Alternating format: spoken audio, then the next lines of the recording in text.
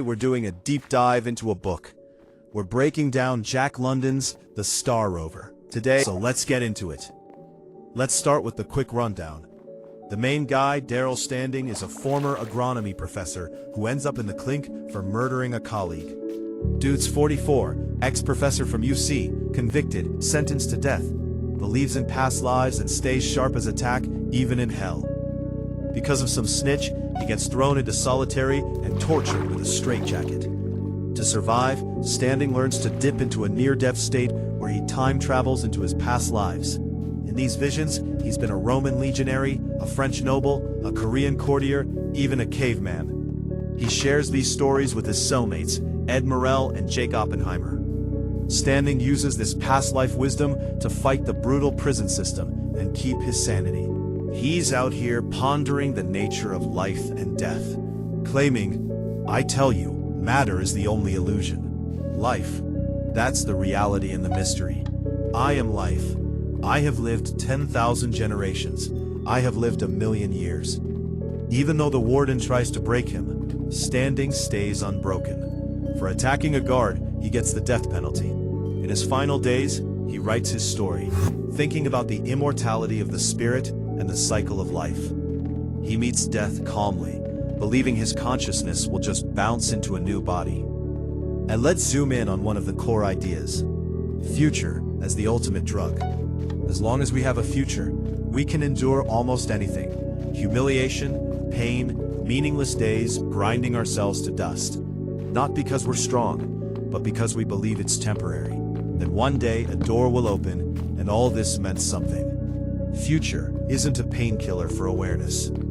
It lets you live in hell and call it a trial, not a life sentence. Right off the bat, Jack London snatches this crutch from his hero. The sentence is final. No appeals. That's key. He doesn't even get the usual illusions to cling to. Future is the main reason we obey. They don't beat you with it. They don't feed you with it. They promise you.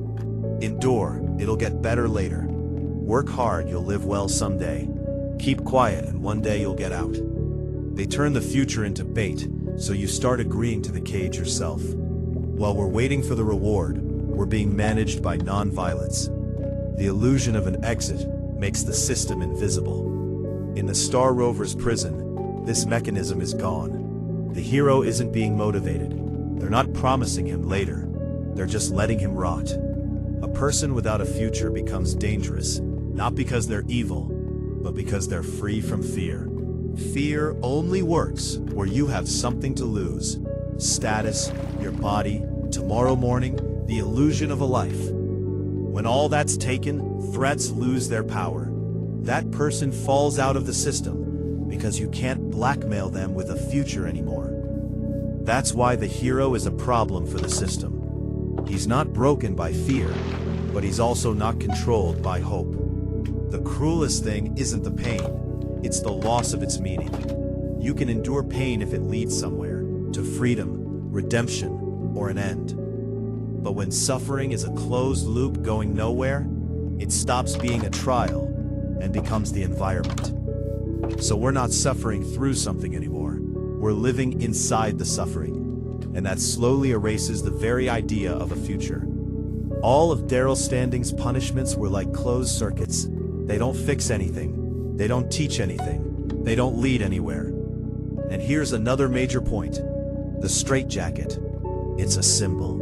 And it's not a torture of the body. It's a technology for erasing a person. There's no sadism here, just calculation, repeatability, and order. Everything works like a mechanism, where a human is just a cog.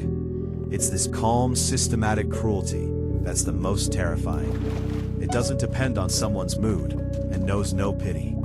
And Jack London nails it. The procedure is standard, almost bureaucratic.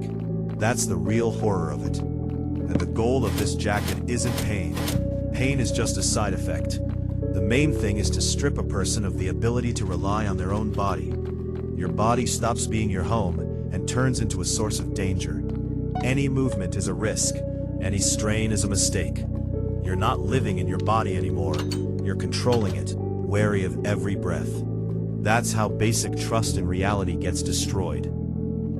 Any movement just cranks up the suffering. Even when we stop trusting the body, reality itself starts to crumble.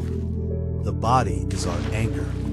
Through it, we feel the world, we feel time, we feel ourselves. When the anchor becomes a threat, consciousness seeks distance. It's like we start watching life from afar. We stop being inside the moment. Reality fades, and the world starts to feel alien. Daryl Standing's consciousness begins to detach because staying in the body becomes unbearable. See, it's more than a jacket. It's a symbol for any pressure that breaks us from the inside, leaving no way out while staying technically allowed. We're alive, but existence becomes an ordeal. Everything's legal, everything's by the book. That's where the ruthlessness lies. The suffering isn't forbidden, but there's not an inch of freedom. Next, let's talk about what breaks inside a person. The collapse isn't instant. It's quiet and slow. It's the erasure of your self-image.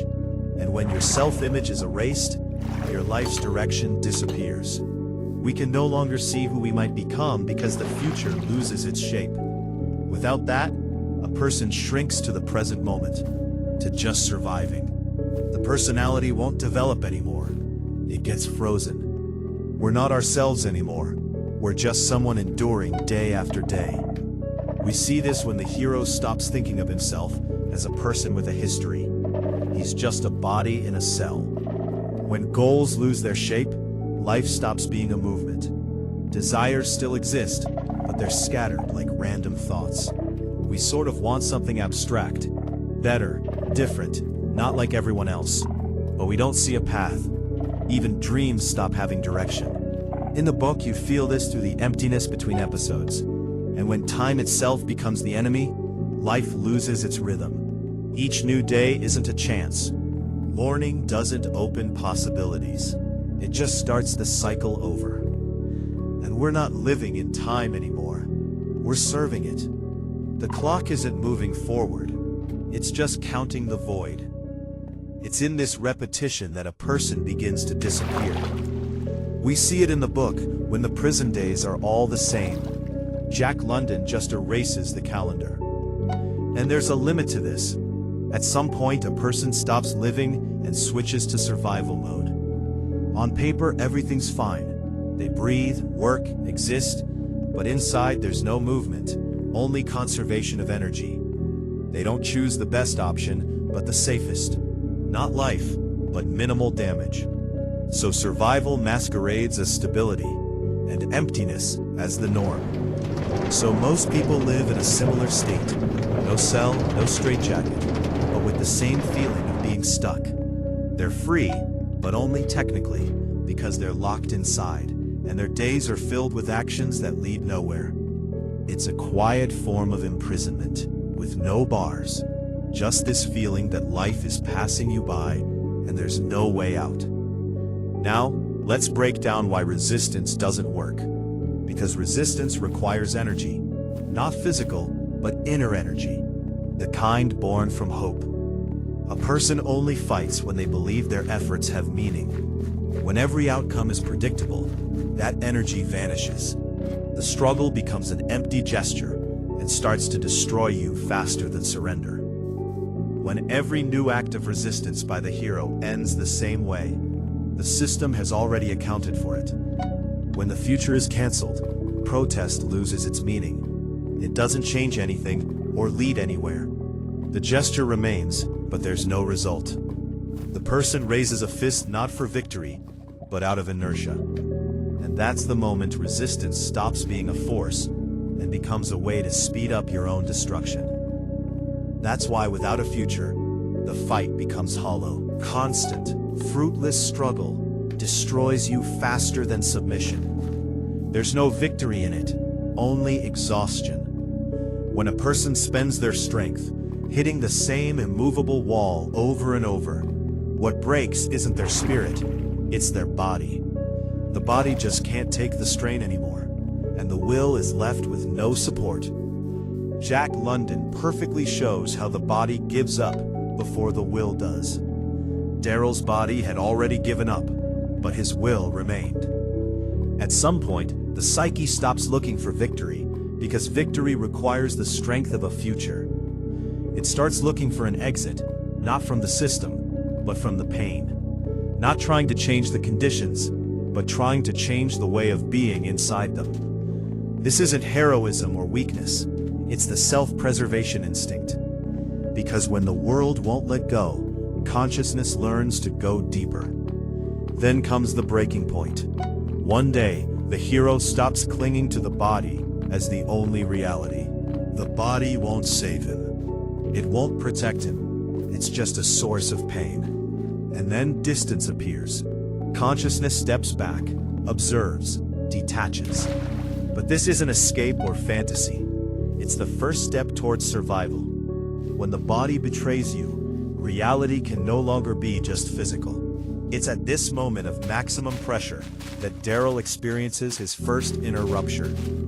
Consciousness looks for an exit, to a place no hands can reach, when the entire external world becomes a source of pain. The only refuge left is inner space, a place with no walls, no time, no pressure. But this isn't running from reality, it's an attempt to preserve the self. When the body can't take it anymore, the mind learns to exist separately. And Daryl's first journeys into past lives begin, not as fantasy, but as a survival tactic. And at some point, distance appears between the inner self and the pain. The pain is still there, but it no longer fills the whole consciousness. The person stops being the pain and starts observing it. This isn't relief or a cure, it's a separation. The only way not to disappear when suffering becomes constant is to stop being one with it. And this isn't victory or liberation, it's the birth of a new way of existing. You can't live like before anymore, so consciousness rebuilds itself. The world doesn't change, but the way of being in it does. The person learns to exist without relying on the body, time, or expectations. It's a form of life on the verge of vanishing, but it's precisely what keeps you from breaking completely.